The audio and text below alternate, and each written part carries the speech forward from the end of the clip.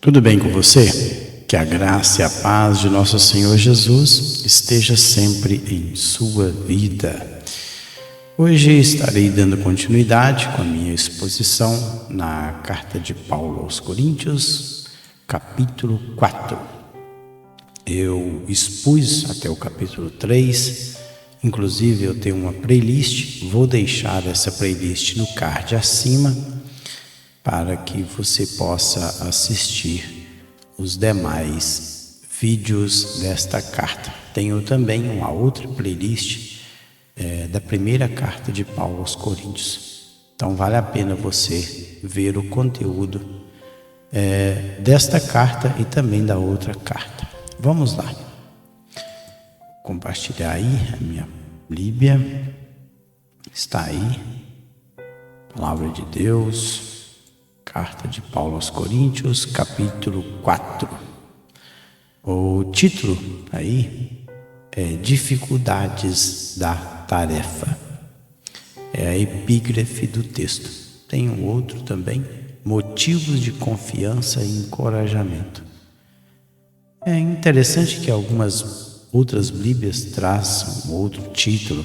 Então depende aí da versão, ela traz um título aí do texto, capítulo.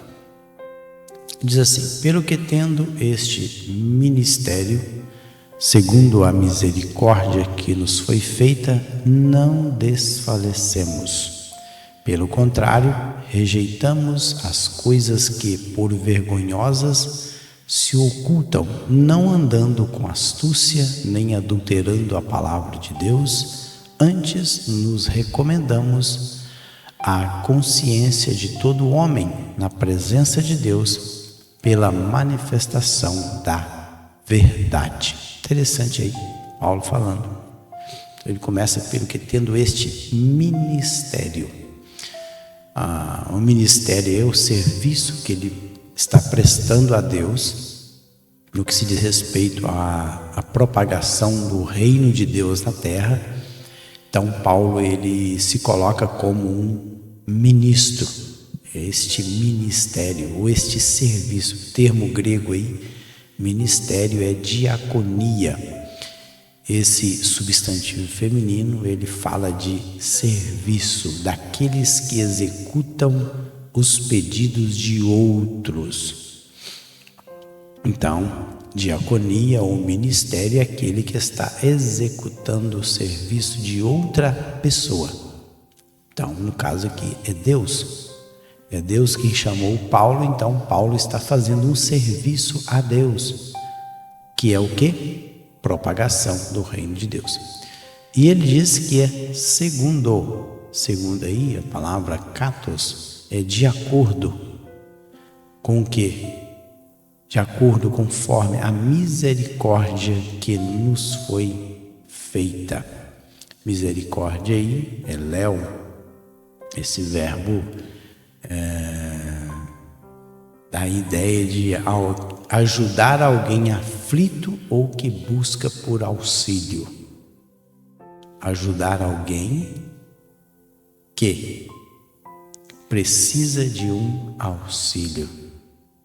Então, ele se coloca como um diácono, aquele que está a serviço, conforme o auxílio que Deus está dando para ele. Olha, a misericórdia que nos foi feita, não desfalecemos.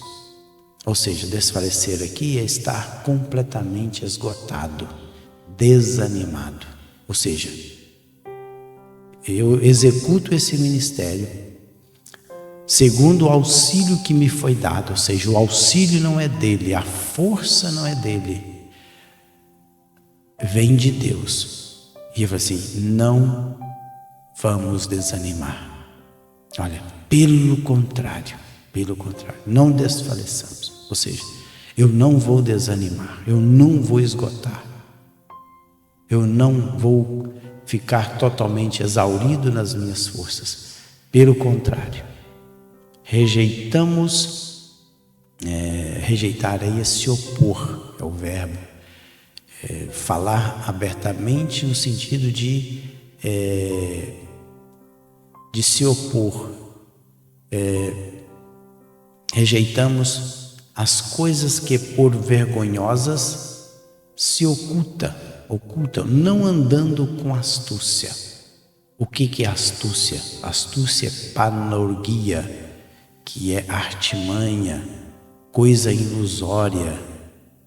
Então, eu não ando segundo as coisas ilusórias, a falsidade, artimanha, astúcia, que é a palavra, nem adulterando a palavra de Deus. Adulterar aqui o verbo, que é dulo. Dulo é corromper, também tem um sentido de dulo, que no sentido de apanhar numa armadilha, corromper, ou seja, eu não estou agindo com astúcia, com artimanha, com uma sabedoria ilusória, também não estou corrompendo a palavra de Deus. Antes, nos recomendar aí é sustenir, é estabelecer a consciência de todo homem, aí são leideces, consciência de todo homem na presença de Deus, pela manifestação, faneroses, da verdade aletheia. Mas, olha só, se o nosso evangelho ainda está encoberto, é para os que se perdem que está encoberto, nos quais o Deus deste século cegou o entendimento dos incrédulos, para que lhes não resplandeça a luz do evangelho da glória de Cristo, o qual é a imagem de Deus. Olha, mas ele coloca uma condicional, é uma conjunção aí condicional. Mas se o nosso evangelho aí, a palavra de Deus, a palavra que ele está pregando, que é o evangelho de Cristo, está encoberto, calúpito, não no sentido de estar oculto, escondido para o conhecimento. Ele falou assim, não é para aqueles que creem, porque aqueles que creem, aqueles que creem no evangelho, ou aqueles que creram no evangelho, quando Paulo pregou, o evangelho não está encoberto. É isso que ele está dizendo. Olha, se o nosso evangelho, se o evangelho que eu estou pregando, ele é um ministro, um diácono de Deus, ele que prega o evangelho, ele falou que não anda com engano, com astúcia, ele não adultera a palavra de Deus, mas ele disse, olha, o nosso evangelho, esse evangelho que eu estou pregando, ele não está, para aqueles que creem, ele não está encoberto. Mas se o nosso evangelho ainda está, ou seja, não está sendo conhecido, está oculto, é para os que se perdem e há polume, estão caminhando para a destruição, é que está encoberto, calúpito, nos quais, mas agora quem é que está fazendo isso para essas pessoas que não creem? Aqueles que se perdem, nos quais o Deus deste século cegou o entendimento dos incrédulos, ou seja, então é isso aí, a pessoa que não crê. Apistos é o infiel, é o incrédulo, aquele que não confia, é sem confiança em Deus, é uma pessoa que não confia em Deus, não acredita em Deus. Então é um apistos, o adjetivo é apistos. E ele diz que o Deus destes séculos, aí ele usou o termo Theos, o Deus deste século, ou seja, Deus desta era. O século aí é Aion. O Aion é um período de tempo, a idade, uma geração. Então, Deus deste século, deste período que nós estamos vivendo aqui, diz que cegou, e o termo cegou aí é tuflo, e tuflo é embotar o discernimento mental, obscurecer a mente, que é cegar, o entendimento, ou seja, a percepção mental, que é noema, dos incrédulos, ou seja, daqueles que não creem, para que eles não resplandeça, eu vou resplandecer aí no sentido de esclarecer a luz do Evangelho. E aí a luz aí é fotismos. Esse substantivo é o ato de iluminar, é clarear. A luz do Evangelho. Ele coloca o seguinte, que aqueles que estão, que não creem, ou melhor, aqueles que estão perdidos, eles estão no mundo de trevas. Quando o Evangelho chega, o Evangelho ilumina o caminho, a vida dessas pessoas. Então a luz, o Evangelho é como um farol, é como uma lanterna que ilumina a vida das pessoas que estão perdidas em completa escuridão. Por isso que ele fala que o Deus deste século, ele cegou o entendimento das pessoas que não creem, que não acreditam, para que eles não resplandeçam, ou seja, não clareiem a luz do Evangelho da glória. Glória aí é doxa, e doxa é o esplendor, é a majestade, é o brilho de Cristo. Ele colocou aí Uristos, que é o adjetivo para a pessoa de Cristo, o qual é a imagem de Deus, eikon, imagem é a semelhança de Deus. Então Jesus é a semelhança de Deus. Jesus é o Deus encarnado que se manifestou aos homens aqui na terra. Certa vez um discípulo de Cristo disse: mostra-nos o Pai e já basta. E Jesus falou com ele o seguinte: puxa vida, estou tanto tempo com vocês e vocês não me conhecem. Quem vê a mim, vê o Pai. Ou seja, Jesus é a imagem completa, ou seja, é a perfeição, é a imagem de Deus na terra, porque Deus é Espírito. O próprio Jesus falou isso lá em João capítulo 4. Deus é Espírito e importa que os verdadeiros adoradores o adorem em espírito e em verdade. Mas Jesus, ele encarnou e manifestou a sua glória, a imagem do Deus eterno aqui nesta terra. Vamos continuar. Versículo 5 aí. Porque nós não pregamos a nós mesmos, mas a Cristo Jesus como Senhor, e a nós mesmos como vossos servos por amor de Jesus. Ou seja, o Evangelho que eu estou trazendo, não estou falando da minha pessoa. O Evangelho que eu estou pregando não é sobre a vida do apóstolo Paulo. O Evangelho que eu estou pregando fala a respeito de Jesus, o Mashiach. Inclusive, por isso que ele começa aí com o título, que é o Mashiach, é ungido, é aquele que foi prometido pelos profetas, prometido pelo próprio Deus, lá em Gênesis 3,15. Durante todo o Antigo Testamento, o Messias, ele foi prometido. O Mashiach, no hebraico. E você, porque nós não pregamos querusso. Querusso aí é um arauto, é uma pessoa que proclama como um arauto, que fala algo.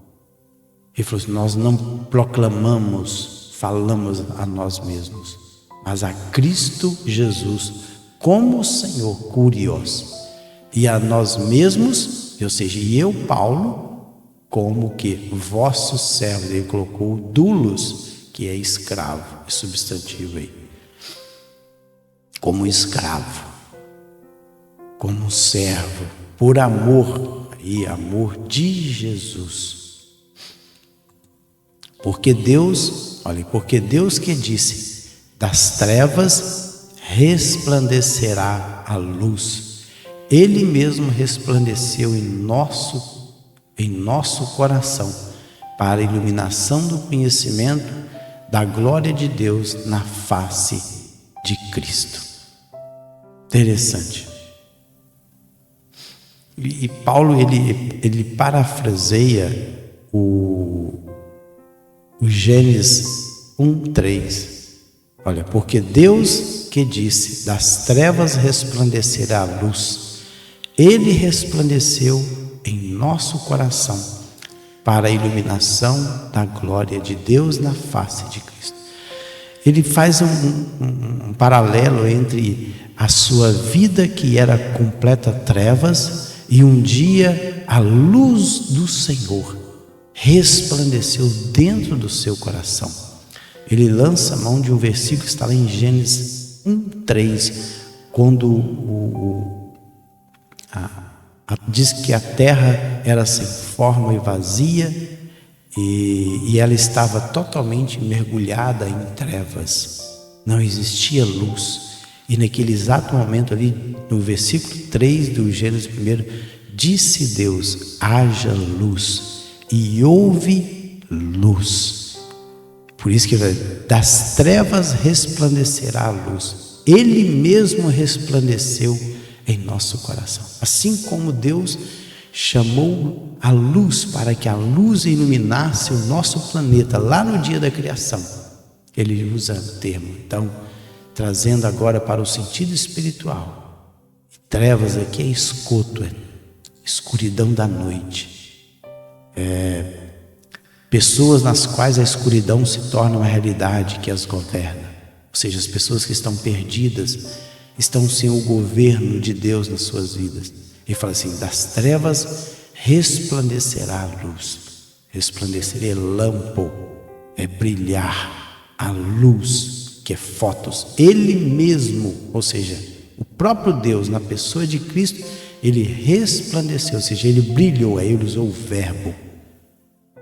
Aqui resplandecerá também usou o verbo, e aqui resplandeceu usou o verbo numa outra conjugação verbal, duas vezes aí o verbo. Um verbo ele usou no aoristo, e o outro verbo ele usou também o lamphai, ele usou, e depois ele usou novamente elamphen, ele usou o verbo no aoristo, na voz ativa, e ele usou o verbo aoristo, voz ativa, no infinitivo, as duas vezes. Então, ele usa aqui no modo infinitivo, e aqui ele usa no modo indicativo. Então, um no modo indicativo e o outro no modo infinitivo. Ele usa a palavra, o verbo grego aí, duas vezes. Um no indicativo, outro no infinitivo. Aí dizendo que das trevas resplandeceu a luz, ele mesmo resplandeceu, ou seja, está no passado. O aoristo é um passado. Em nosso coração, coração aqui é cardia, mas fala da alma do homem, dos pensamentos do homem, para a iluminação, fotismos e do conhecimento da glória de Deus na face de Cristo. E ele continua: temos, porém, este tesouro em vasos, olha só, deixa eu ver quantos minutos temos aqui, 18, eu vou ficar no versículo 7, e no próximo vídeo eu parto do versículo 8. Então, temos, porém, este tesouro em vasos de barro, para que a excelência do poder de Deus, que a excelência do poder seja de Deus e não de nós mesmos. Então, ele fala, porque Deus que nos disse, das trevas resplandecerá a luz, ele resplandeceu em nosso coração. Ou seja, agora dentro de mim tem uma luz que brilha. E esta iluminação é do conhecimento da glória de Deus na face de Cristo, ou seja, no rosto de Cristo. Então agora, quando eu estava totalmente em trevas, habitando nas regiões da morte, em completa escuridão, mas um dia a luz de Cristo, a luz do Evangelho de Cristo, me tirou de densas trevas, me iluminou, porque eu fui iluminado do conhecimento a respeito das coisas que o Senhor fez. Então agora o seu coração está cheio de iluminação do conhecimento. A palavra conhecimento aqui é gnosis, a respeito daquilo que eu sei, a sabedoria moral das coisas de Deus. E assim, temos porém este tesouro. Que tesouro é este? esse conhecimento, essa iluminação, esse conhecimento da glória de Deus. Eu tenho isso agora. Ele falou, porém este tesouro em vasos de barro. O tesouro aí é Tesauros. Tesauros, ele fala de coisas boas, preciosas. Então, temos, porém, este conhecimento de coisas boas e preciosas. E ele fala que em vasos isqueus aqui fala de utensílio. Um homem de qualidade, instrumento escolhido também é um vaso. Ou seja, o ser humano em si, ele é um vaso. Tem o vaso, que é um objeto que é usado para colocar coisas, mas o ser humano também, ele é chamado de vaso. Um homem de qualidade, um instrumento escolhido. Ele fala que temos, porém, tudo isso em vasos de barro. Com certeza, o que Paulo está tendo em mente aqui é que Deus fez o homem do pó da terra, feito do barro. Mas ele falou que esse conhecimento da iluminação, da glória de Deus, todo esse tesouro, essas coisas boas e preciosas, elas estão armazenadas e guardadas dentro desse utensílio, dentro deste homem de qualidade, mas que é de barro. Ele sempre tem que lembrar que ele é de barro. O ser humano tem que sempre ter em mente que ele é de barro. Para quê? Para que a excelência é hipérbole. Hipérbole fala de superioridade. A superioridade do poder, ele coloca o dunamis, do poder seja de Deus, ou seja, e não de nós. É isso que Paulo está querendo chamar a nossa atenção. Porque todo esse conhecimento de Deus que nós temos, essa iluminação que nós temos das coisas do Senhor, não é para que nós nos gloriemos de nós mesmos, não. É para que nós nos coloquemos nos nossos devidos lugares e cheguemos a uma conclusão, que a glória é de Deus e não nossa. O poder é do Senhor, a excelência é dele e não de um mero ser humano mortal. Pois bem, eu vou ficando por aqui. No próximo vídeo eu estarei dando continuidade nesse capítulo 4, falando a respeito dessas riquezas maravilhosas que é o Evangelho do Senhor Jesus. Que Deus em Cristo abençoe. Até o próximo vídeo. Fique na paz do Senhor Jesus.